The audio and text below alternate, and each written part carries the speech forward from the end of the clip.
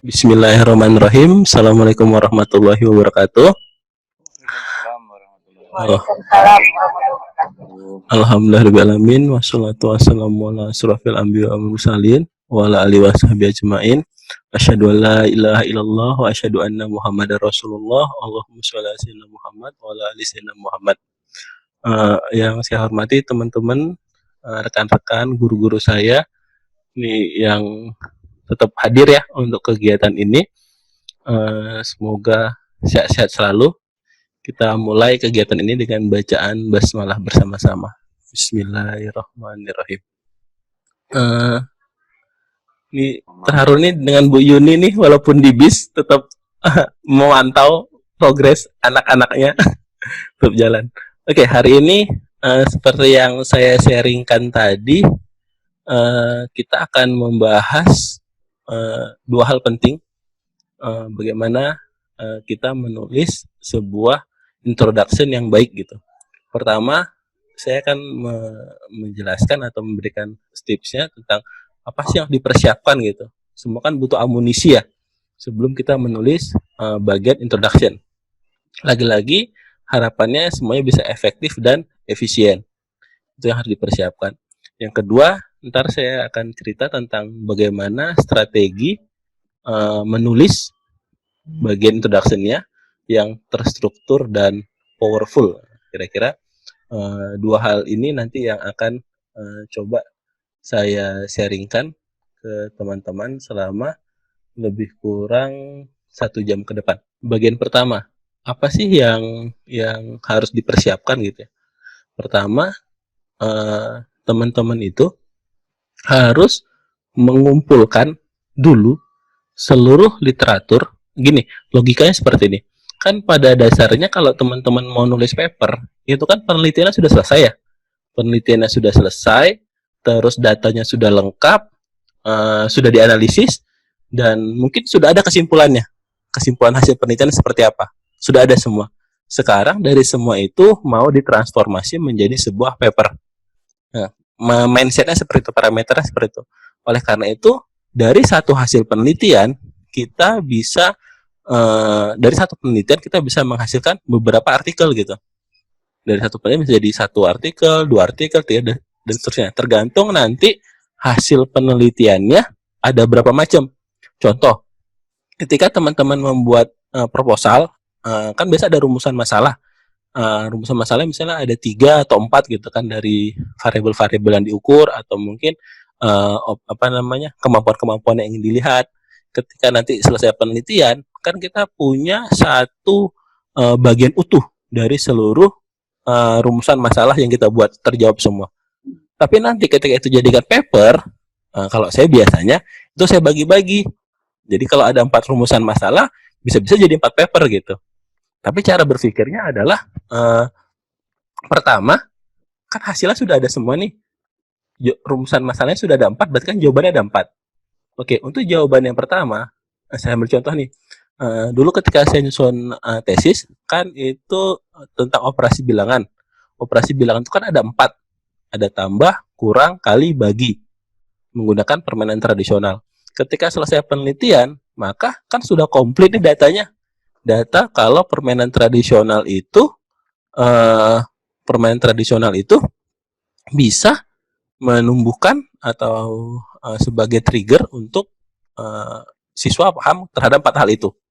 Maka ketika saya nulis paper pertama di bagian kesimpulannya saya ngomong kalau permainan ini bisa menumbuhkan kemampuan atau pemahaman siswa terhadap operasi penjumlahan. Oke, itu kesimpulannya. Maka di bagian hasilan pembahasan pasti kan kita ngomongin tentang penjumlahannya aja nih yang kita ambil. Nanti di bagian metode, nah itu mungkin agak sama dari keempat paper itu, kan lebih ke proseduralnya. Nah, di bagian introduction, pasti berbeda ketika dengan proposal maupun tesis sebelumnya. Ketika di tesis atau di proposal, kita kan ngomonginnya operasi bilangan secara umum. Ketika di paper, kita mau ngomongin hasilnya itu penjumlahan, maka introduction-nya ngomongin penjumlahan doang, gitu. Ketika nanti yang pengurangan, maka di bagian introduction-nya ngomongin pengurangannya aja. Ketika pembagian dan jadi kerasa bedanya kan bagian introduction. Maka itu penting. Nah, di bagian introduction itu, langkah pertama yang harus teman-teman lakukan adalah untuk amunisinya, siapkan seluruh literatur yang mendukung atau mensupport terhadap hasil penelitian yang teman-teman sudah dapatkan gitu. Kan berpikirnya mundur ya. Kan tadi hasilnya sudah ada, kesimpulannya sudah ada gitu. Kan berpikir. Jadi di introduction itu cari literaturnya dulu, kumpulin, buka Google Scholar misalnya, cari kata kuncinya. Kata kuncinya misalnya PMRI search, baru keluar nanti semuanya. Kira-kira mana yang kira-kira relevan, downloadin dulu semua. Setelah di-downloadin, terus misalnya kemampuan berpikir kreatif misalnya, cari di Google Scholar. Atau mau lebih bagus pakai Science Direct. Cari Science Direct, terus dapat semua, kasih kata kunci berpikir kreatif atau creative thinking, dapat semuanya, downloadin. Baca abstraknya sepintas kan kalau kita lihat di Google Scholar maupun di Science Direct kan kelihatan tuh judul sama abstraknya. Kira-kira relevan nggak? Kalau relevan, kumpulin, downloadin semua. Jadi kumpulkan semuanya dalam satu folder, tapi ketika downloadnya itu jangan di-download langsung gitu, tapi kalau bisa dikasih nama gitu. Misalnya namanya si Fulan 2000 sekian judulnya apa, si Fulana 2000 sekian judulnya apa. Jadi nanti ketika mau mencarinya lagi nggak sulit gitu. Kalau misalnya teman-teman download langsung kan biasanya angka-angka ya 120 strip berapa gitu kan ya. Jadi dikasih nama biar nanti kayak ini. Setelah semuanya di-downloadin, langkah berikutnya ini yang mau saya tunjukkan. Jadi kebayang ya. Pertama kita tahu tujuan kita buat apa, karena data penelitiannya sudah selesai, hasilnya sudah ada. Sekarang kita mau cari literatur yang mendukung itu. Begitu ya. Jadi introduction-nya fokusnya ke sana, dicari. Setelah sudah dapat, nah ini yang mau saya ajarkan. Nah, kelihatan di sana? Ya, kelihatan. Teman-teman melakukan yang namanya resume terhadap seluruh artikel yang sudah dikumpulkan. Inilah amunisi terkuatnya. Contoh, ini saya sudah mengumpulkan riset teman-teman dari Indonesia yang publish di 10 jurnal terindeks Sinta 1 dan Sinta 2 se-Indonesia, yang kata kuncinya adalah PMRI, RME, IRME, atau PMR. Nih, saya buat rekapnya. Nama penulisnya si ini. Judul artikelnya ini, tahun berapa, nama jurnalnya Axioma, subjeknya, sampelnya siapa aja, subjek penelitiannya, lokasi penelitiannya di mana, metode penelitian yang digunakan dalam papernya seperti apa, hasilnya bagaimana, ini hasil penelitiannya. Terus topik atau materi yang diteliti terkait apa. Terus konteks yang digunakan. Kan kalau dalam RME kan kita pakai konteks ya. Apakah permainan tradisional atau apa-apa itu. Konteks yang digunakan apa. Dan terakhir kemampuan yang ingin ditingkatkan dalam papernya itu apa. Ini saya rangkum seperti ini. Hasilnya, ininya. Ini saya dan tim merangkum. Dan saya mendapatkan lebih kurang kalau saya tidak salah 108 paper. Dari awal terbit sampai tahun 2020. Nah, ada 108 paper. Jadi, saya sudah punya bank data yang begitu banyak gitu. Tentang terkait RME atau PMRI yang ada di Indonesia gitu. Ini ada yang dari Infinity. Nah, tapi lagi-lagi tadi saya bilang, kan referensi itu kan, ya kalau Indonesia ya Sinta 1, Sinta 2 lah yang mungkin bisa dianggap hasilnya itu bagus gitu karena telah melewati proses-proses seleksi dan seperti ini. Bukan saya mengucilkan yang Sinta 3 ya dan lainnya, tapi saya lebih prefer ke arah situ. Ini semua dirangkum nih hasilnya apa, hasilnya ini. Jadi kita sudah enak gitu. Nanti kita tinggal sort aja. Misalnya kita mau riset tentang aritmatika sosial, maka saya cari aritmatika sosial seperti apa. Oh, saya pengen lihat nanti yang kemampuannya yang kemampuan hasil belajar gitu yang ingin lihat. Saya bisa lihat efek hasil belajar terhadap yang pakai RME seperti apa. Oh, konteks yang digunakan bagaimana, ada semuanya. Hasilnya ini nanti yang saya pakai sebagai bagian introduction-nya. Nah, teman-teman harus tahu di bagian introduction itu harus kaya akan kajian dari penelitian-penelitian sebelumnya. Dan itu tercerminkan dari sumber rujukan yang berasal dari artikel ilmiah, bukan dari buku gitu.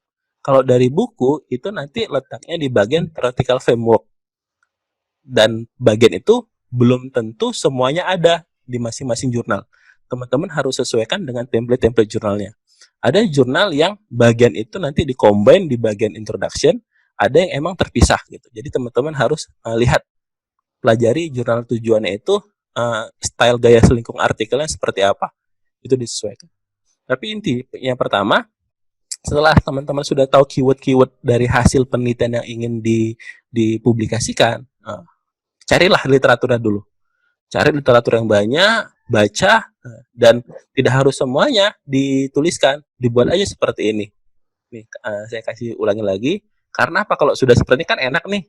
Kalau nanti mau dibuat daftar pustakanya kan tinggal gampang. Tahunnya sudah ada, nama penulis sudah ada, judul artikelnya sudah ada, nama jurnalnya sudah ada gitu. Tinggal nanti dilihat di artikel. Maka tadi saya katakan usahakan artikelnya dinamai sesuai dengan nama penulisnya atau nama jurnalnya. Jadi ngeceknya enak nanti ketika proses pembuatan referensi. Atau juga nanti akan saya ajarkan nanti di pertemuan kelima setelah yang bagian kelima tentang referensi, terus saya ajarkan cara penulisan referensi yang efektif dan efisien. Kalau teman-teman misalnya belum bisa menggunakan Mendeley atau Zotero atau OneNote, kita bisa menggunakan fasilitas Google Scholar aja itu sudah sangat powerful. Begitu kira-kira ya. Inilah amunisi yang harus teman-teman persiapkan.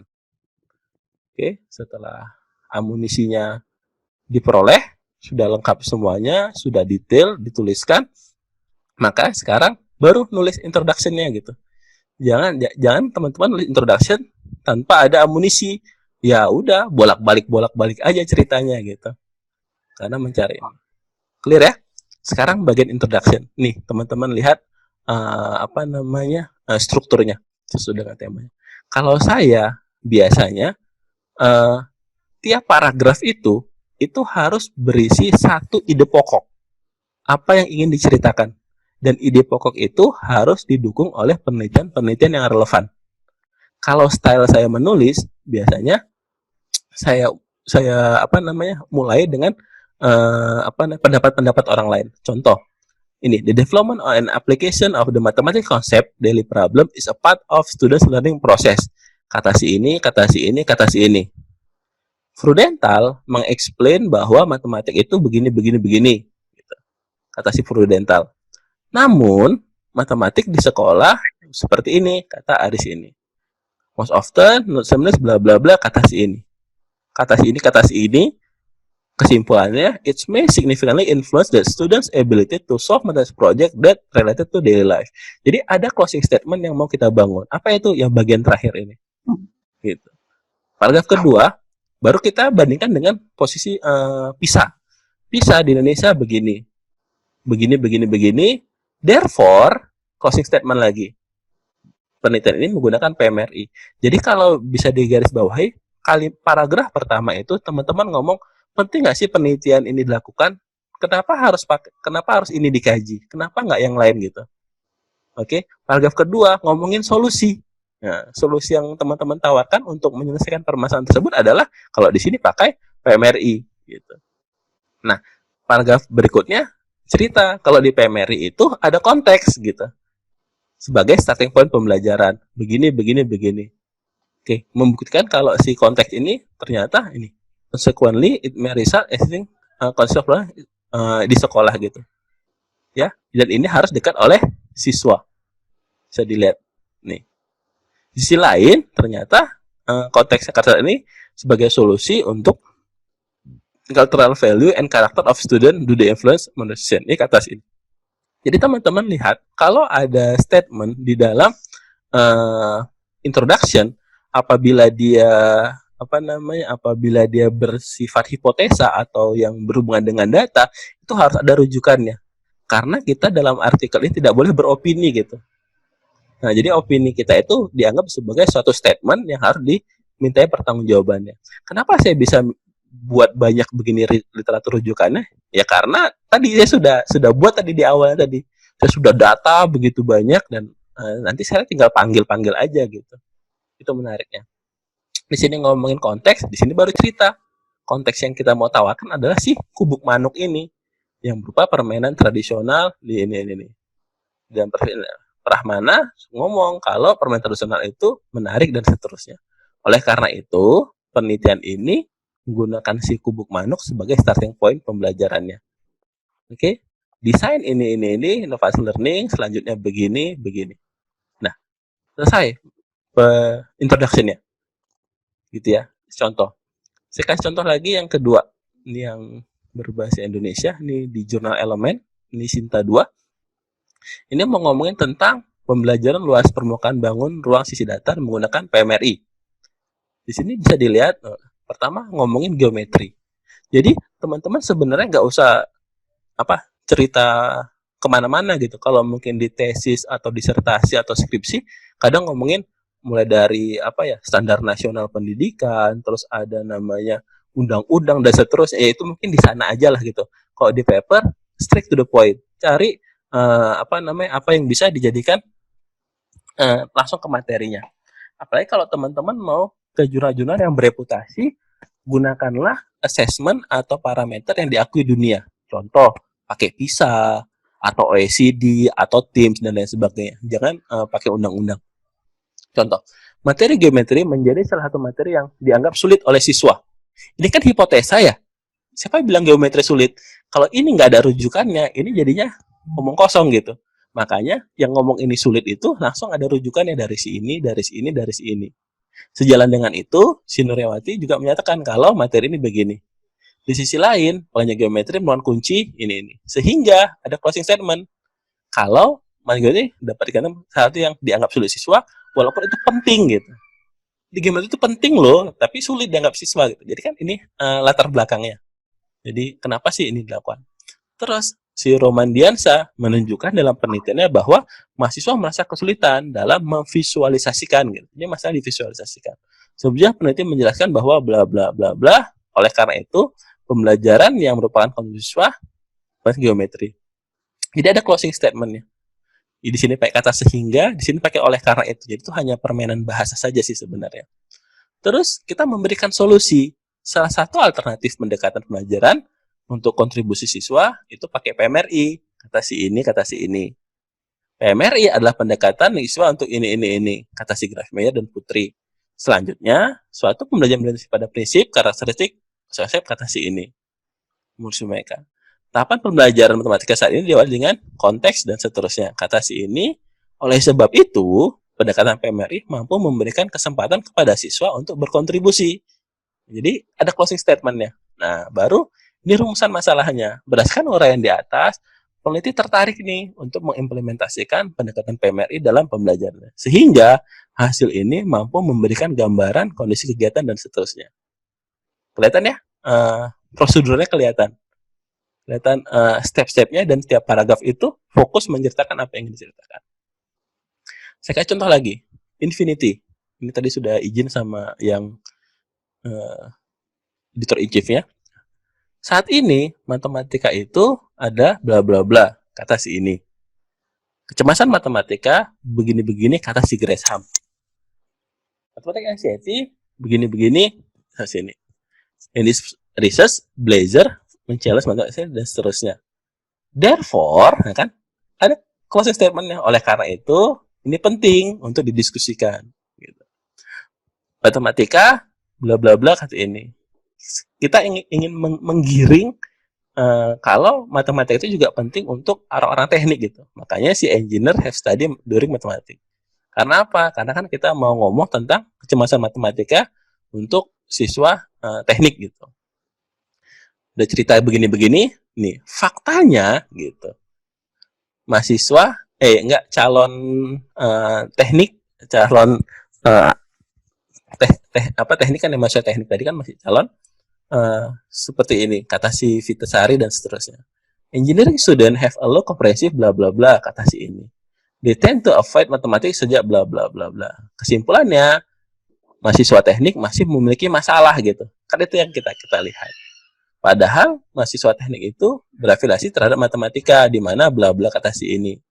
Closing statement lagi apa? Pakai therefore lagi. Therefore, engineering student needs a high level of confidence and low mathematics. Dan seterusnya. Nah, baru di sini penjelasannya. Pada paper ini kita mau mempresent sebuah survei yang mengeksplor ini mas teknik. Survei ini bertujuan untuk Badan Data Indonesia. Survei ini involve seterusnya. Kelihatan ya, apa namanya, strukturnya gitu. Bagaimana kita membawa si pembaca atau dalam hal ini nanti si reviewer maupun si editor untuk sampai ke tujuan yang ingin kita capai. Kita giring gitu, jangan dia pergi kemana-mana, biar dia nggak mikir yang lain-lain gitu. Saya kasih contoh lagi nih di JGYS, ini tentang ngomongin anak kebutuhan khusus belajar pecahan. Konteksnya pakai sedotan. Sama, kita langsung ngomong tentang physical abnormalis pada siswa. Ini dan begini, kata si ini. Beberapa indikator menunjukkan bahwa anak yang memiliki pengalaman tentang terhadap pendengarannya begini, kata si Thompson. Oleh karena itu, siswa ini ambil faktor, kata silang. Terusnya, closing statement-nya, so, deaf mute student have limited in communication and less bisa riset dari ini. Jadi kelihatan, jadi kita tunjukkan fakta-faktanya. Saya biasa menggunakan ini di antar kalimat itu biasa saya menggunakan ya on the other hand, future, footers, dan selanjutnya dan seterusnya. Gitu. Biasa closing statement-nya pakai so atau therefore, dan mungkin teman-teman lebih tahu masalah bahasanya. Baru setelah diberikan pengantar ini, baru kita kasih solusi kan. RME yang dikembangkan di Belanda begini. RME dimulai dengan Indonesia penuh satu PMRI atau Indonesia ini kata si Sembiring. IRME kan di awal kita sudah singkatkan ya si IRME itu Indonesia Related Mathematics Education, jadi kita bisa panggil di sini. Ini IRME jadi IRME. Konteks ini kata si Indonesia. Implementasi dari IRME dapat dan seterusnya. Oleh karena itu si IRME ini misalnya suatu pendekatan yang menarik lah kira-kira seperti itu untuk menyelesaikan permasalahan yang siswa yang kebutuhan khusus terjadi. Baru kita mau membawa si pembaca ke pecahannya. Kan kita ini sudah ngomongin tentang siswanya, kondisi siswanya. Kita sudah ngomongin solusinya. Sekarang kita mengarahkan ke pecahannya. Salah satu permasalahannya adalah pecahan. Pecahan itu begini, namun begini. Di sisi lain begini. Ini sejalan dengan begini. Oleh karena itu, si IRME ini dapat dijadikan salah satu pendekatan untuk menyelesaikan permasalahan tersebut. Nah, kira-kira begitulah. Oke, sekarang mungkin baru cerita. Fraction itu sesuatu yang kompleks gitu. Makanya kita menggunakan si single subject research. Kenapa? Karena untuk siswa yang khas, materi yang sulit, dan kita pengen spesifik gitu. In line with Warhito, state mathematics, dan seterusnya. Understanding ini. Nah, terus nih. Seeing many research who apply mathematics, the use of pipette's context can make easy for the student to understand the concept. Ini yang mau kita jawab sebagai rumusan masalahnya. Gitu. Jadi, kalau bisa dalam satu paragraf itu, jangan menceritakan banyak hal. Kalau misalnya teman-teman, ini kayaknya mau mengarah ke sini lagi, ya buatlah paragraf baru aja. Nanti diceritakan nyambungnya gitu. Ini yang matematika gasing. Belajar pembagian untuk anak kebutuhan khusus pakai matematika gasing.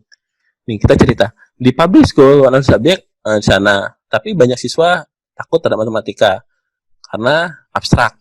Kesimpulannya, there are many student who find it difficulty belajar matematika karena dia abstrak dan kompleks. Nah, itu kan satu permasalahan.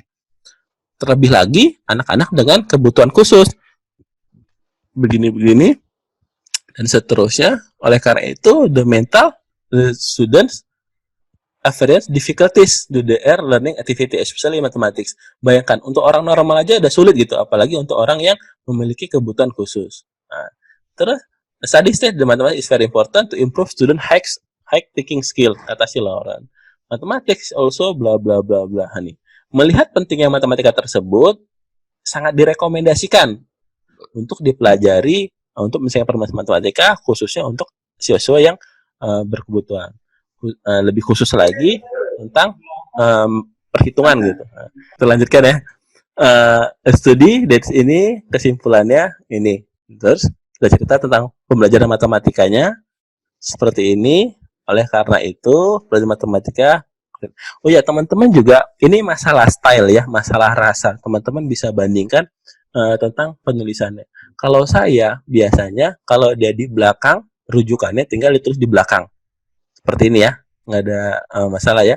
Tapi kalau di depan, saya biasa stylenya itu adalah pakai nih. Saya lebih seneng, contoh nih, Gotthardis et al. 2011 argue that. Nah, jadi argue that, kadang state that, atau explain that gitu man dia. Contoh lagi yang lain. Kalau saya pribadi lebih senang menggunakan style itu ketimbang menggunakan according to, kan kadang nih according to ini tahun sekian bla bla bla gitu. Itu kayaknya kalau ini masalah selera ya, masalah selera, teman-teman bisa explore lebih jauh nih kayak ini. Warsito et al. State that gitu. Jadi saya lebih senang menggunakan seperti, jadi cuma ada dua style dalam perujukan. Perujukan pertama di belakang aman ya, ini kan masalah definisi atau hasil atau statement. Tapi kalau di depan pakainya seperti itu. Nah, itu yang mungkin teman-teman bisa ini kan. Kembali ke sini, nah ini sama di studi. Ini adalah artikel-artikel saya dulu ketika publish gitu, dan ini juga ya it works gitu, sudah berhasil dan apa ya, sudah berhasil dan sudah dipublikasikan. Namun kan tadi ya belajar terus ya, makin ke sini itu saya menemukan ada style yang baru lagi dalam menuliskan introduction. Mungkin saya bisa sharingkan mana contohnya ya, yang terbaru. Sebenarnya yang terbaru sih belum ada yang publish sih, jadi belum terbukti juga sebenarnya gitu itu berhasil atau enggak. Tapi mohon doa aja kalau emang itu berhasil, kan kita bisa jadi apa ya, jadi pola baru gitu. Sampai saat ini belum terpublish sih, baru saya submit di beberapa jurnal dan sudah masuk proses review. Kalau itu benar-benar accepted dan bisa publish, berarti kapan-kapan nanti kita bisa diskusikan. Ini kalau teman-teman pengen baca paper saya pertama kali yang publish di Scopus di Pedagogika, ini di Lituania 2016. Inilah yang membuat saya bisa lulus, dan inilah pertama kali sejarah tentang perskopusan itu dimulai gitu, karena paper pertama yang saya terbit di Scopus. Oke, di sini saya menuliskan ini benar-benar saya lupa 9 kali apa 10 kali bolak-balik sama profesor saya, Prof. Julkardi, Prof. Yaya, sebelum akhirnya diterima. Nih teman-teman bisa lihat. Several studies indicated that undergraduate students face difficulties in writing thesis at the length of study. Jadi di statement awal aja saya sudah ngebom gitu. Saya bilang kalau sudah banyak penelitian yang ngomongin tentang masalah ini. Kata si ini, kata si ini, kata si ini gitu. Khusus di Indonesia ada permen ini, peraturan. Jadi kan saya buat state di Indonesia, ada permen yang mewajibkan mahasiswa untuk nulis ini. Dan untuk menyelesaikan itu biasanya memakan waktu 2-4 semester. Karena keterbatasan pengetahuan metodologi, bla bla bla dan seterusnya. Kesimpulannya, research and academic writing skill accepted as important skill in the quality of learning of academic training. Nah, ini kesimpulan dari statement ini. Tapi teman-teman bisa bayangkan untuk mengangkat suatu kesimpulan ini aja berapa literatur yang harus dibedah gitu. Dan ini emang proses saya selanjutnya. Selanjutnya, Cambridge Dicty itu mengharapkan siswa itu untuk publikasi gitu, kira-kira begitulah. Jadi isu ya, kata permen ini. Selanjutnya ada standar nih. Di sini kita udah ngomong spesifik Indonesia. Di awal kita belum Indonesia. Kata sih KKNI yang mengharapkan siswa publish risetnya kepada jurnal nasional yang bereputasi atau di bidang KKN itu sampai level 6. Di sisi lain, beberapa peneliti telah mendokumentasikan bahwa mereka sukses gitu meningkatkan kemampuan siswa menggunakan research based learning gitu dalam mengkondak suatu penelitian. Kata si ini, kata si ini, kata si ini. Namun, di sini sebagian besar itu fokusnya ke yang siswa yang tidak dari pendidikan gitu. Itu kan kita lihat gap analisisnya ya, yang emang sudah ada banyak yang meneliti ini, tapi belum ada yang ngomongin tentang yang pendidikan gitu. Nah, baru saya cerita, ini si penemunya, si Paulsen O'Regan mengembangkan 6 indikator kemampuan meneliti yang diklasifikasikan ke dalam 5 level. Selanjutnya si Dause dan Howie ini mengkondak framework dari desain riset untuk desain develop academic research writing intervention.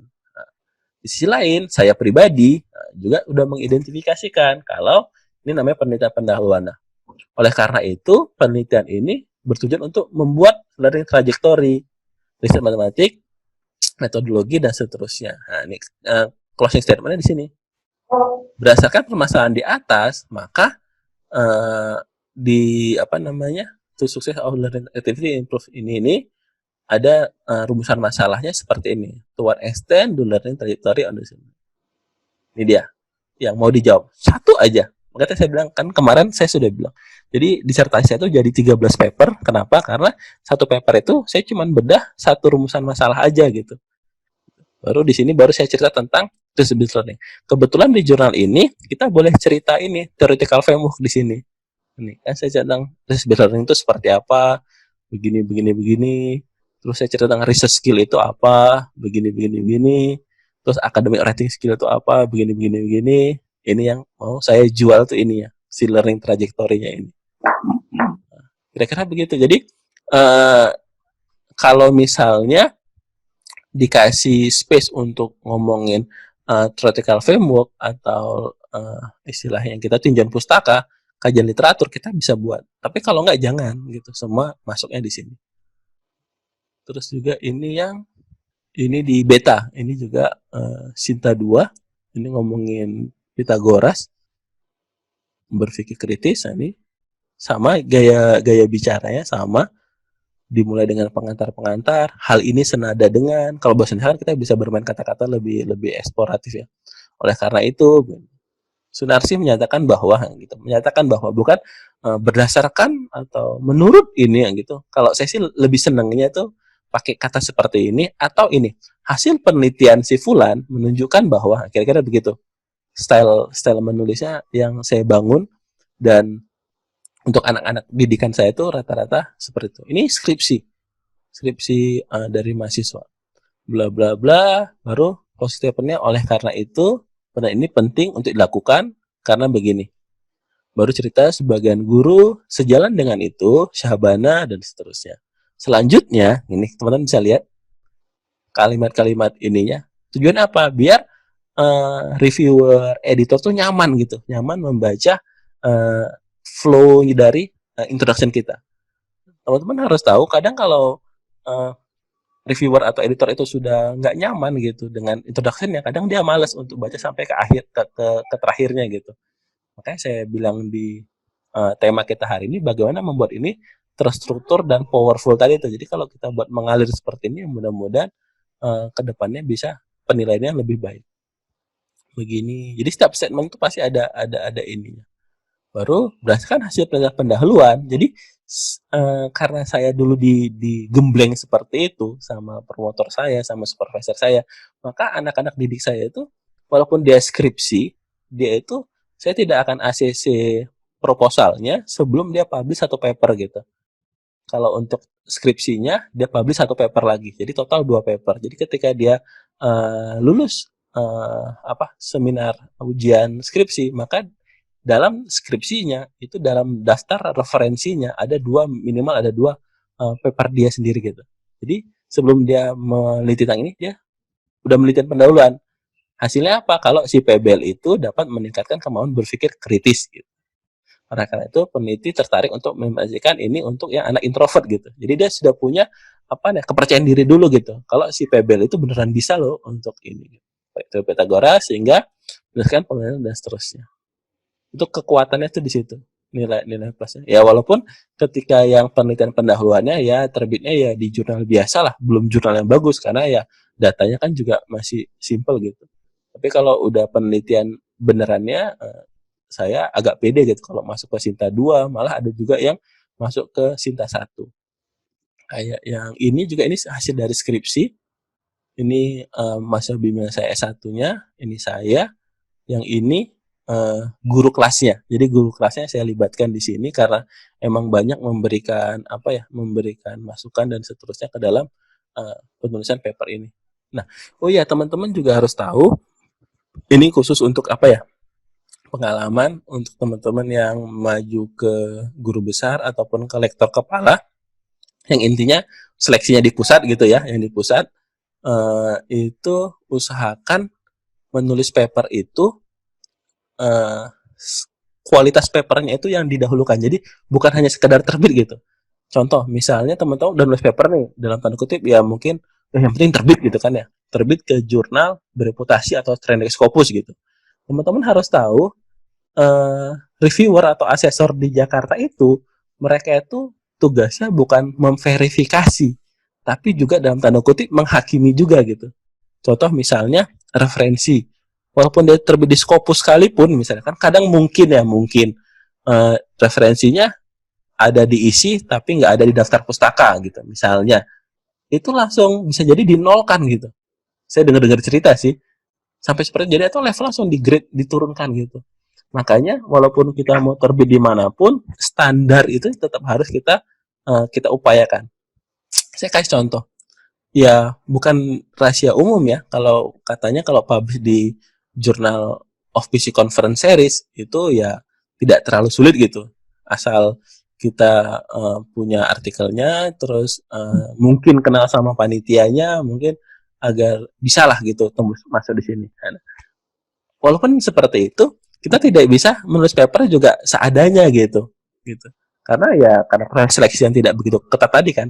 Kalau artikelnya seperti itu bisa jadi nanti ketika di pusat ya dihabisi gitu.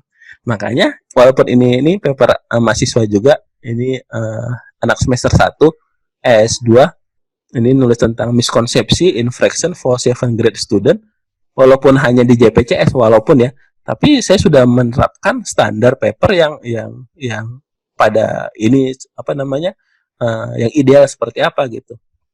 Contoh, untuk membuat suatu closing statement mengatakan kalau fraction itu penting dan familiar bagi siswa, gitu dia butuh 11 rujukan gitu yang dia harus baca untuk mengkonstruk si paragraf pertama ini gitu.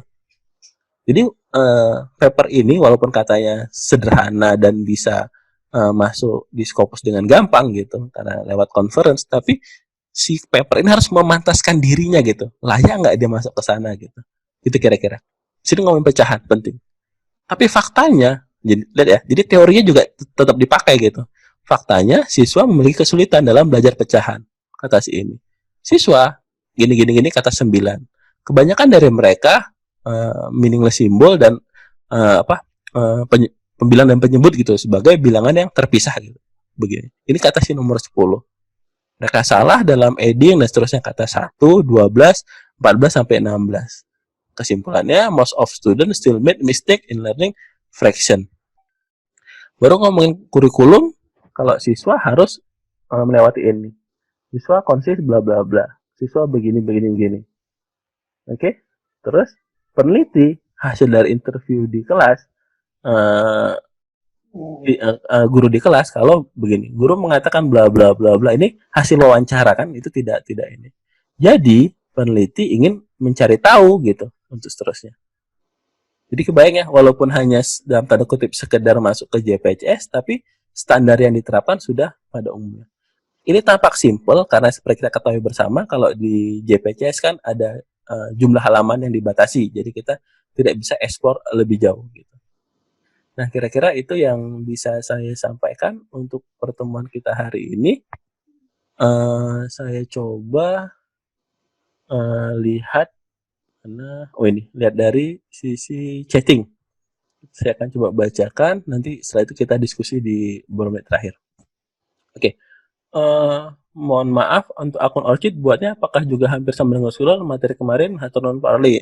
Coba bacakan aja explore aja sendiri di Orchid-nya, buka orchid.org, nanti bisa lihat di situ. Kalau masih bingung juga, buka Google, ketik cara buat akun Orchid, itu banyak panduannya, silakan dieksplorasi. Dan Pak Ruli sebaiknya referensi berapa tahun terakhir. Oke, kalau referensi itu idealnya kalau mau bagus sih 10 tahun terakhir. 10 tahun terakhir. Nah, teman-teman tuh bisa menggunakan fasilitas ini loh. Ini saya tunjukin. Nah, kelihatan ya? Google Scholar ya di sana ya? Kelihatan. Oke. Sekarang misalnya kita coba cari realistic realistic mathematics education. Misalnya kita mau cari yang ini gitu kan. Nah, teman-teman tuh sebenarnya bisa kasih range di sininya gitu. Kalau saya biasanya tinggal klik aja since 2016 gitu. Nah, maka ya keluarkan paper-paper dari tahun 2016 sampai yang terbaru gitu. Gitu aja. Jadi dapat yang terbaru terus gitu. Atau misalnya udah dikasih range segini aja kita sudah punya 51.800 gitu. Kalau mau dibacain semua kan keriting juga matanya gitu ya. Ya enggak? Kalau misalnya aduh kok belum ada yang kita dapatkan gitu. Nah, teman-teman bisa kasih range di sini misalnya 2011 gitu sampai dengan sekarang gitu. Nanti bisa dapat juga dari 2011 sampai sekarang. Itu mungkin strateginya biar dapat literatur yang bagus gitu, yang jangan yang sepuh-sepuh gitu. Apalagi apalagi berhubungan dengan hasil penelitian. Kalau bisa cari yang terbaru. Publish by referensi betul. Resume yang direkap ada kolom yang diwarnai itu kenapa ya? Resume yang direkap ada kolom yang diwarnai itu. Oke, kalau masalah warna nggak itu kan hanya kitalah yang tahu apa yang sudah dipakai atau yang belum seperti itu. Hanya dari saya dan tim yang ini. Teman-teman yang lain kalau mau buat ya intinya kata-kata kuncinya tadi yang mau dibuat. Pak Ruli, oke, submit jurnal tertentu. Apakah suatu keharusan mensitasi artikel? Oh iya, ini juga. Apakah suatu keharusan mensitasi artikel dari jurnal yang kita tuju? Berapa artikel sebaiknya? Nah, teman-teman, ini sebenarnya itu hanya apa ya? Ya, kalau kita sebagai seorang editor, saya dari kacamata seorang editor atau seorang editor akan melihat, oh berarti si penulis ini ternyata baca juga ya artikel-artikel dari saya. Paling gitu aja gitu. Itu bisa jadi strategi tapi ya tidak diharuskan juga gitu. Apalagi dipaksakan jangan. Kalau memang ada topik atau materi yang riset kita berhubungan dari jurnal itu ya enggak apa-apa. Itu lebih baik. Berapa banyak? Ya jangan banyak-banyak juga. 1 2 boleh lah gitu. Itu hanya lebih melihat kalau si penulis itu pernah singgah ke jurnal kita atau merujuk artikel di jurnal kita gitu. Itu aja sih lebih ke arah sana. Mas Luli boleh di-share tabel amunisi Mas Luli. Nah, kalau ini nggak boleh karena itu belum selesai. Itu kan data penting ya. Tapi seperti yang saya bilang tadi, item-item isinya adalah nama penulis, terus judul papernya, tahunnya, terus judul artikelnya. Poin-poin pentingnya kalau saya biasa hasil dan pembahasannya, terus variabel-variabel yang dilihat, subjek penelitiannya, lokasinya di mana, dan seterusnya. Teman-teman bisa explore sendiri sih sebenarnya poin-poin penting apa yang bisa teman-teman rangkum dari ini. Oke, nanti saya akan share rubriknya aja di grup. Ini saya akan share rubrik untuk bagaimana proses mengevaluasi, bagaimana mensintesis suatu artikel ini. Ntar saya akan share di grup. Teman-teman silakan nanti tinggal memformatkan dalam bentuk Excel. Rekap data tadi berarti bisa diperoleh hanya dengan baca abstrak masing-masing paper kemudian di resume gitu ya Pak. Kalau saya sih nggak hanya baca abstraknya aja, kalau bisa yang dibaca itu abstrak, terus method sama conclusion. Nah, kalau sempat baca hasil ya baca hasil skimming lah gitu. Tapi kalau emang paper yang menarik itu saya print biasanya. Itu saya ada beberapa yang saya print, kalau menarik saya print, ya saya bacanya lebih pelan-pelan gitu, lebih meresapi. Tapi nggak semuanya, kalau semuanya habis waktunya. Kita punya hasil penelitian itu data A, B, dan C. Di paper 1 data A, data B sudah ditulis, sudah disubmit di jurnal, namun belum dipublish. Kemudian mau dimenulis paper lagi untuk jurnal lain, dengan data A, B, dan C. Bolehkah data A dan B baru? C saja. Oh, enggak boleh. Kalau satu data itu khusus satu publikasi. Kalau misalnya data kedua, kalau mau dipakai, paling kita rujuk, tapi tidak menggunakan data yang sama. Nah, ini kalau istilahnya itu, saya lupa, mungkin Pak Wahyanti bisa kasih penjelasan. Ada istilahnya tuh. Itu nggak boleh kalau kayak gitu. Jadi data yang sama dipublish di jurnal yang berbeda, walaupun di kata-katanya berbeda itu nggak boleh. Harus sama. Fabrikasi, Pak Ruli. Fabrikasi, namanya fabrikasi. Fabrikasi. Itu nggak boleh. Itu buat Mbak Yulis. Bismillah, Pak Dokter, berapa ideal daftar pustaka untuk satu artikel? Nah, ini. Teman-teman bisa lihat tergantung standar papernya. Kalau teman-teman buat review paper itu bisa sampai 50 bahkan 100 referensi gitu. Tapi kalau research paper ya idealnya 20 lah sampai 30. Kalau target Scopus ya di atas 30 gitu.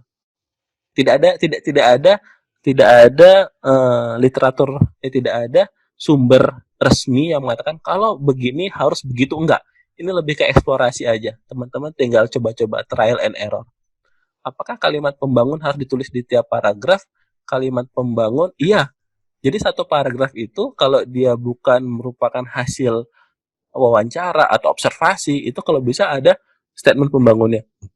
Bisa satu paragraf itu isinya pembangun semua, tapi tidak boleh satu paragraf itu tidak ada pembangunan, itu tidak boleh. Itu versi saya ya. Teman-teman bisa explore untuk yang lainnya. Kalau saya biasanya seperti itu. Dan alhamdulillah sudah proven gitu dengan banyaknya publikasi yang tadi saya tunjukkan. Idealnya berapa paragraf untuk jurnal idealnya tadi kalau idealnya berapa? Kalau saya biasanya 4 sampai 5. Apa isinya? Paragraf pertama itu ngomongin tentang penting nggak sih penelitian ini dilakukan gitu, berdasarkan data-data di lapangan. Yang kedua, kenyataannya seperti apa gitu, kondisi realnya seperti apa. Yang ketiga, ngomongin tentang apa sih solusi yang kita tawarkan. Ini biasanya lebih ke treatmentnya, solusi yang kita tawarkan. Yang keempat, baru kondisi di lapangan bagaimana. Dan ditutup dengan closing statement berupa rumusan masalahnya bagaimana. Jadi minimal 4-5 paragraf lah, itu sudah cukup di bagian introduction. Apakah boleh dalam penulisan tutup kurung bertemu dengan buka kurung lagi dalam artikel ilmiah? Aduh, ini lebih ke teknis ya. Kalau masa ini teman-teman tinggal lihat aja di gaya selingkung dari masing-masing jurnalnya. Karena kita tidak bisa klaim tata tulis ini benar, yang ini tidak, enggak, tergantung dari jurnalnya. Teman-teman mungkin pernah nggak menemukan kalau kayak apa style itu kan sudah umum ya, ada namanya ABRN kalau nggak salah, ABRN style. Itu pas saya lihat penulisan itu waduh ribet sekali. Itu tahunnya dibuat di belakang dan seterusnya, termasuk dalam penulisan di dalamnya. Ada yang pakai sikunya kanan kiri, ada kalau 2 reference dibuat 1 siku 2 siku. Nah, lagi-lagi ini lebih ke teknis ya. Ini bisa lihat di gaya selingkung di masing-masing jurnalnya. Kalau misalnya artikel berjumlah 13 halaman, namun pendahuluan 7 halaman, tidak masalah. Wah, ini bermasalah sekali kalau begitu. Teman-teman harus tahu introduction itu paling mentok-mentok tuh 2 halaman gitu. Introduction ya. Karena yang kita jual dalam paper itu adalah result and discussion. Itu yang memiliki porsi ya 50-60% dari total halaman jurnal kita gitu. Ya kalau pendahuluan tuh ya 1,5 sampai 2 halaman sudah cukup. Jangan terlalu panjang. Ada batasan tahun penelitian yang kita kumpulkan. Nah, ini tadi sama seperti pertanyaan Bu Nani. Ya idealnya sih 10 tahun terakhir.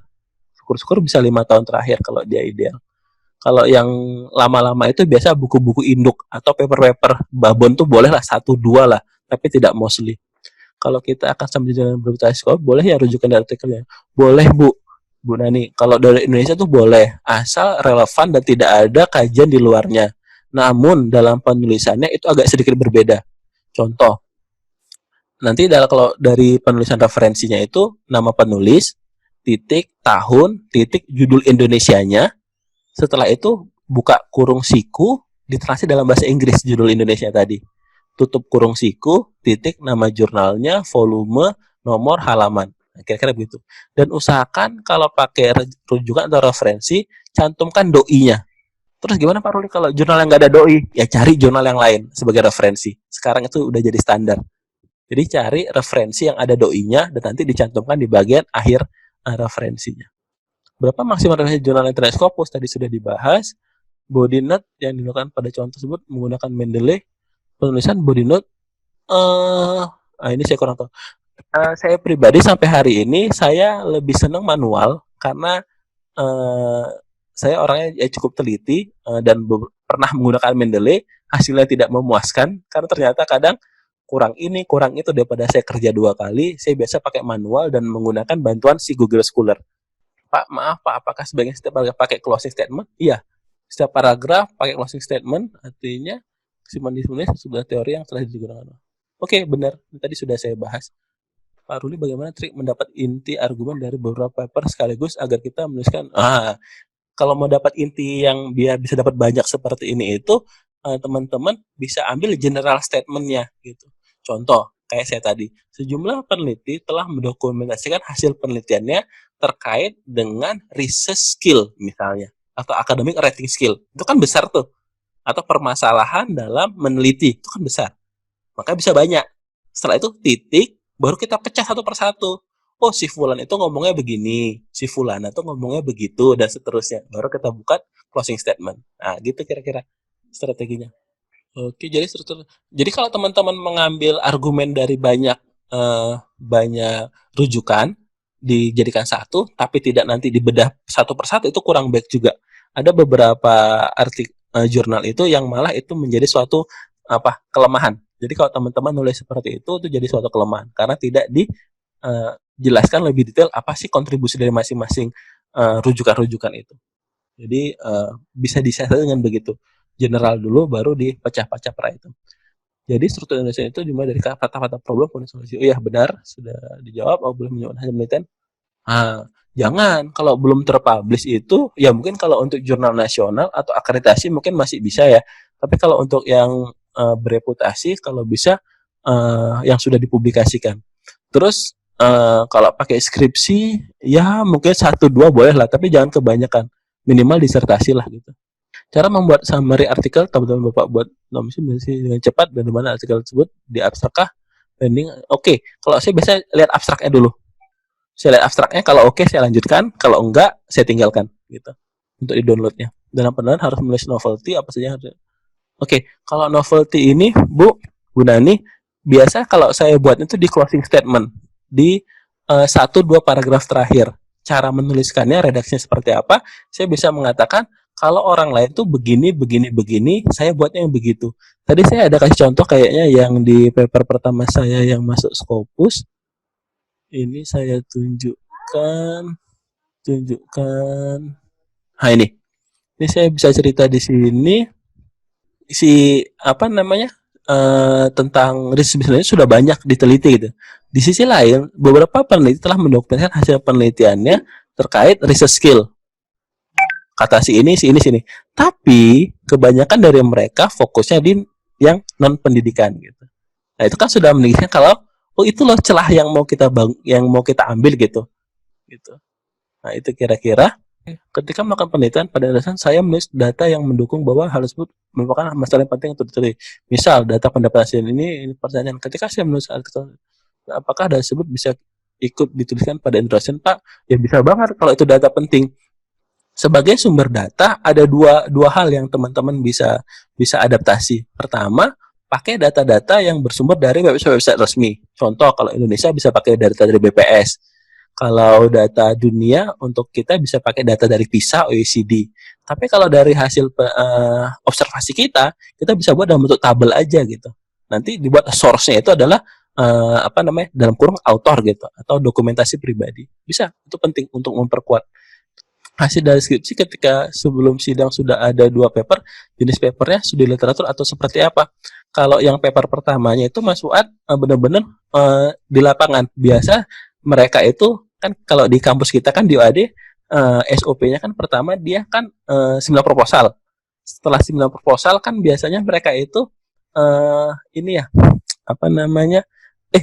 sebelum seminar proposal tuh yang PPL itu loh yang ke lapangan. PPL. Nah, jadi pas PPL itu biasa dari metode penelitian. Jadi pas metopen mereka sudah merancang, terutama yang anak-anak yang mau membimbing saya jadi dosen pembimbingnya. Jadi data yang diambil saat PPL itu sebagai data penelitian pendahuluannya untuk menyatakan penting nggak sih penelitian ini dilakukan. Nah, setelah itu ketika tesisnya skripsinya pas ngambil data di lapangan, biasanya mereka itu setelah ngambil data di lapangan, saya tidak memaksa mereka nulis skripsinya dulu, tapi nulis papernya dulu. Kan data sudah ada nih. Kalau nulis paper kan cuma 10-15 halaman. Kalau nulis tesis, skripsi kan lebih tebal. Setelah selesai 10-15 halaman itu, submit ke jurnal. Nah, sambil submit, tunggu waktu, ya mereka ngerjain skripsinya. Ya bersyukur harapannya kalau bisa sebelum sidang sudah publish gitu papernya atau minimal accepted. Itu yang saya lakukan. Dan ini yang 2 paper per mahasiswa itu saya bisa bilang paling cuman 30-40% lah dari total yang saya bimbing. Tapi minimal 1 itu wajib gitu. yang outstanding ada sih satu orang itu malah sampai publish kalau saya tidak salah 4 paper 4 apa 5 ya, dan 3 diantaranya masuk Scopus gitu. Salah saya tadi yang di EEO tadi yang Q3 itu. Mana yang lebih baik, introduction include dengan teori-teori atau boleh masuk bagian bahasa. Nah, kalau masalah ini teman-teman lihat gaya selingkuh dari jurnalnya. Kalau di jurnal yang membolehkan ada chapter theoretical framework bisa dipisah. Tapi kalau enggak, kalau bisa di-combine di bagian introduction-nya. Oh, apakah introduction harus ada studi pendahuluan? Enggak harus. Tapi kalau ada lebih baik. Apakah ada bahasan jumlah rujukan introduction? Oleh karena pernah dengar harus jumlah lebih sedikit dari pembahasan. Nah, ini yang mungkin kurang tapi enggak tahu ya, tiap orang punya segmen ya. Kalau saya biasanya rujukan yang saya gunakan di introduction nanti akan saya pakai lagi ketika di pembahasan. Gitu. Karena kan itu dipanggil. Pembahasan setelah dapat hasil nanti ini bahasan nanti. Jangan sekarang ada sesi yang tertentu. Tapi yang pasti itu nanti akan kita pakai. Pak mau tanya, papan bawah masih dalam proposal belum meneliti sudah diminta untuk menulis jika nanti yang dibahas apa ya Pak? Oke, ini penelitian yang berbeda. Jadi penelitian yang saat proposal itu nanti ketika di skripsinya itu dinyatakan sebagai penelitian pendahuluannya. Ini penelitian yang berbeda untuk supporting ini. Kalau terkait yang menggunakan data penelitian skripsi mahasiswa, kita publish lagi, kita sebagai penulis pertama, ya ini tidak ada aturan bakunya ya. Tapi kalau saya pribadi ada 2 hal. Pertama, kalau emang kita sebagai penulis pertamanya, penulis di belakang kita jangan mahasiswanya. Jadi kita bayar aja mahasiswanya seolah-olah kerja profesional, mereka sebagai orang collecting data. Nanti di bagian ucapan terima kasih kita tulis namanya. Itu yang etisnya. Tapi kalau misalnya kita pakai terus kita tulis papernya, walaupun kita nulis semuanya, kita penulis pertama dan ada mahasiswa sebagai penulis kedua, kayaknya saya sih kurang nyaman gitu. Jadi seperti itu pilihannya. Biasa kalau saya, walaupun tadi kan saya ada tunjukkan tuh yang si Nurdiansyah itu penulis pertamanya tetap beliau, saya penulis keduanya dan saya corresponding author, tapi afiliasi mahasiswanya udah institusi yang baru sekolah karena dia udah lulus gitu. Itu kira-kira saran dari saya. Jadi jangan kita penulis pertama, mahasiswa penulis kedua itu kayaknya kurang nyaman aja melihatnya gitu. Jadi pilihannya tadi gitu aja. Tetap mereka penulis pertamanya, kita yang kedua, atau kalau mau kita penulis pertama dan penulis keduanya mungkin kolega kita yang mungkin membantu dalam hal-hal yang lain, mahasiswanya kita anggap sebagai pekerja profesional, sebagai collecting data. Jadi kita bayarkah dia ucapan terima kasih, nanti di papernya di ucapan terima kasih kita tuliskan nama beliau. Saya suka sering mendapatkan pertanyaan seperti ini dari mahasiswa juga. Kita meneliti yang variabelnya belum banyak sumbernya. Nah, pertanyaannya sudah sejauh mana kita mencari sumbernya gitu. Karena pada dasarnya seluruh penelitian yang ada di dunia ini itu berasal dari penelitian-penelitian sebelumnya. Makanya tagline-nya Google Scholar kan stand on the giant shoulder gitu. Jadi berdiri di pundak raksasa. Itu sebenarnya kita aja mungkin coba cari lagi. Pasti banyak literaturnya gitu. Tinggal dieksplor lagi aja sumber-sumbernya, apakah lewat Google Scholar, lewat Science Direct dan lain sebagainya. Pak, di Google Scholar apakah muncul juga di Scopus atau di Elsevier? Ya tergantung, kalau emang jurnalnya terindeks oleh Scopus ya ada, kalau enggak ya enggak ada. Bagaimana agar artikel studi pustaka tetap menarik karena tidak penelitian? Oh, kalau masalah artikel studi pustaka itu Pak punya seni sendiri Pak. Mbak Wahyuni. Coba Mbak cari di ini saya coba tunjukkan di sini. Biasa kalau paper studi pustaka itu diawali dengan kata a survey, itu kata kuncinya. Nih. Survey. Oh nih, big data, a survey. Ini mungkin bisa kita buka nggak ya? Oh bisa, ada PDF-nya. Nih coba kita buka big data a survey. Nah, teman-teman akan melihat di sini gaya bahasa si penulisnya bagaimana dia menceritakan, ya harus login. Lalu bisa lihat berapa jumlah referensinya, 156, ya. Mabok ini. Jadi untuk menulis paper studi pustaka itu atau survei itu atau kajian literatur itu memang butuh skill tersendiri bagaimana kita bisa merangkum, membahasakan yang baik. Intinya coba baca-baca paper sejenis dan ngelihat gaya bahasanya. Pak, kan sebenarnya hasil penelitian baru terbit, sedangkan hasil tesis sendiri belum dipublish. Makanya kita boleh mempublish tesis kita lagi? Ya boleh-boleh aja, asal belum datanya belum dipublish. Oke, kalau ini saya pribadi kenapa disertasi bisa jadi banyak paper? Karena saya punya data banyak sekali, Pak.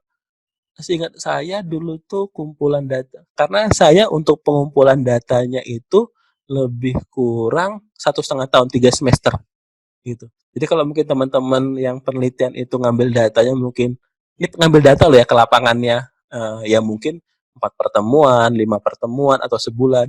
Saya itu total 16 kali 3 berapa tuh? 3 48 pertemuan.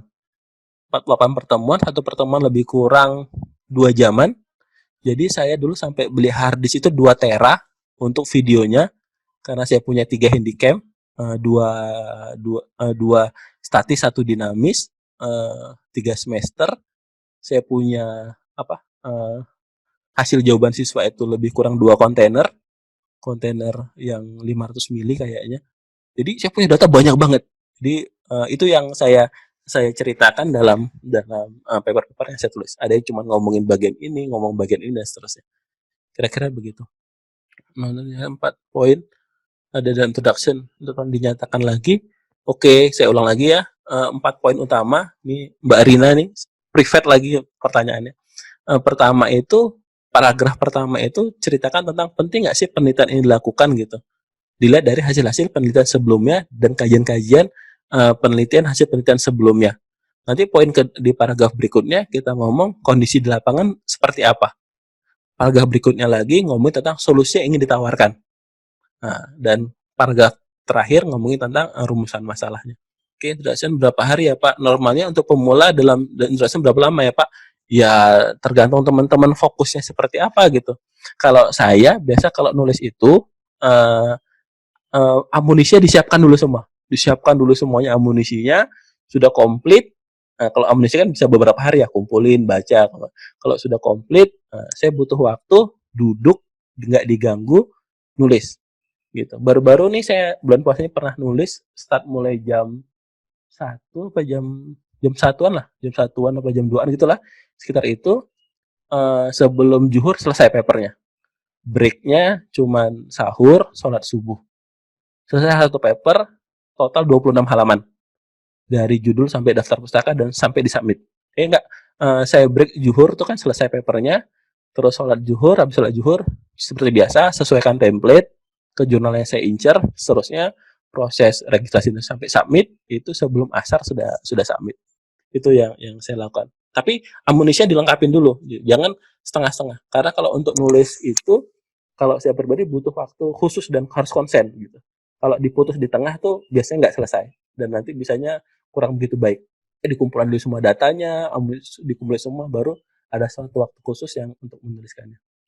Closing statement kita sendiri ya Pak yang iya kita sendiri lah closing statement kan itu yang mau kita bangun.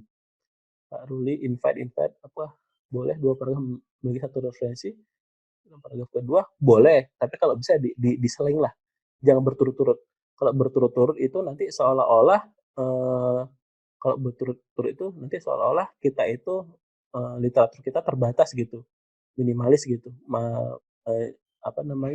bacaan kita tidak terlalu banyak gitu. Jadi kalau bisa dibuat bertahap. Paragraf 1 referensi, mungkin tadi ya terakhir ya 2 paragraf memiliki 1 referensi. 2 paragraf itu mah kebanyakan atau satu kalimat mungkin maksudnya ya. Kalau 2 kalimat nanti diselang pakai referensi yang lain dulu. Gambar Pak Ruli mau kalau satu artikel dibedah menjadi berapa sesuai rumusan masalah, apakah lokasi metode yang sama? Ini mungkin lebih tepatnya bukan satu artikel ya, tapi satu penelitian mungkin. Ini nanti masalah lokasi nanti di bagian metode, rumusan masalahnya itu yang akan dipecah di introduction-nya. Jadi satu rumusan masalah jadi satu paper. Apakah status jurnal yang dipakai? Ya ini kadang kalau teman-teman pengen ke jurnal bereputasi ya minimal referensinya dari jurnal bereputasi, jangan dari jurnal biasa. Kebanyakan ya, mostly-nya ya. Kalau 1-2 mungkin tidak apa-apa karena mungkin kita tidak punya referensi yang lain. boleh mencantumkan tabel database dunia misalnya penyakit dunia atau peta. Oh boleh, boleh sebagai data pendukung boleh. Kalau menggunakan tabel atau data yang berasal dari database dunia silahkan, bagus banget malah itu kan menjadikan bukti kalau penelitian ini penting loh untuk dilakukan gitu. Pak Ruli, mohon sarannya riset kami model cukup kompleks dengan lumayan banyak variabel kemudian bisa pecah dalam beberapa paper, namun menurut kami kalau itu paper kan novelty bagus namun bingung karena terlalu panjang menyajikan novelty dari model tersebut. Iya, ya novelty itu ya paling cuma 1-2 ya kan orang meneliti begini-begini punya kita begitu gitu. Kalau terlalu banyak ya jadikan banyak paper aja Bu masalah novelty ini. Jadi lihat paper penelitian sejenis terus nanti dibandingkan sama yang mau kita ajukan gitu. Bagaimana membimbing mahasiswa agar proses artikel cepat? Kalau saya bilang pembimbingnya sendiri juga harus belajar dulu gitu. Pembimbingnya sendiri harus memantaskan dirinya dengan kemampuan yang dia peroleh. Saya juga belum bisa memastikan teknik yang saya gunakan, yang saya lakukan itu berhasil nggak kalau dikerjakan oleh orang lain gitu. Saya juga belum tahu bisa atau enggak. Tapi yang kita harus sarankan ya kita sendiri juga harus belajar juga memanaskan diri karena mahasiswa itu pengalaman saya mereka tidak bisa hidup tanpa contoh gitu. Pasti akan mereka bertanya, kita jangan hanya mencoret-coret aja ini salah, ini, tapi tidak memberikan contoh yang baik seperti apa. Makanya kalau saya biasa teman anak-anak itu saya tanya, oh, ini loh paper yang bagus seperti ini. Tapi ketika yang saya tunjukkan adalah paper saya gitu. Jadi mereka tinggal mengikuti polanya, oh begini. Jadi kayak tesis saya, disertasi saya itu jarang tuh kadang ada di ruangan karena biasa dipinjam keliling sama teman-teman sama anak-anak mahasiswa. Buku-buku, paper-paper saya biasa saya sebagai contohnya gitu. Jadi kita harus memberikan contoh kepada anak-anak bimbingan kita. Kira-kira begitu cara yang paling cepat. Pak Ruli izin tanya, bila ada mahasiswa membimbing skripsi minimal 3 orang yang memiliki tema yang sama, mereka sudah publish ke jurnal, bolehkah saya membuat gabungan skripsi mereka yang menjadi autor pertama? Terima kasih. Bisa aja, nggak ada masalah itu. Asal nanti tinggal kita lihat. Tapi jadinya seperti kata Pak Wahyu tadi, kalau datanya sama, terus digabungkan, ya kan datanya sudah publish gitu. Nggak boleh sih. Nanti jadi redundancy data nanti. Saya tidak merekomendasikan. Pak bisa jelaskan kembali tentang fabrikasi kalau nggak salah dengan ini baru dibahas fabrikasi. Fabrikasi itu adalah menggunakan data yang sama untuk publikasi yang berbeda gitu. Jadi kalau Mbak Erna ini tadi bilang skripsi 3 mahasiswa, 3 sudah publish di jurnal, itu data diambil lagi jadi paper 1 itu fabrikasi juga namanya. Kan datanya sudah publish gitu. Amunisinya full dari paper saja, Pak. Ya, kalau mau nulis itu ya amunisinya dari itulah yang bisa kita gunakan dari publikasi paper. Ada dari buku, beberapa dari buku ada itu ngomong tentang teori-teori. Oh ya, gimana Mbak Yeka? Iya, yang terkait fabrikasi tadi ya, apa itu sih? Oke. Kalau misalkan kita membahasnya dari kacamata yang lain, misalnya, artinya nggak variabel yang sama dengan mahasiswa, datanya dari mahasiswa, tapi kita membahas dari segi sudut pandang yang lain gitu. Jadi kita menuliskan hal yang misalnya kalau mahasiswa tadi menuliskan tentang kemampuan apa, terus kita berpikir bagian kesulitan tidak dibahas sama mahasiswa. Oke, kita menuliskan tentang kesulitan sajalah, kita bahas artinya kita pakai data dari mahasiswa itu, tapi kita membahas dari sudut pandang yang lain.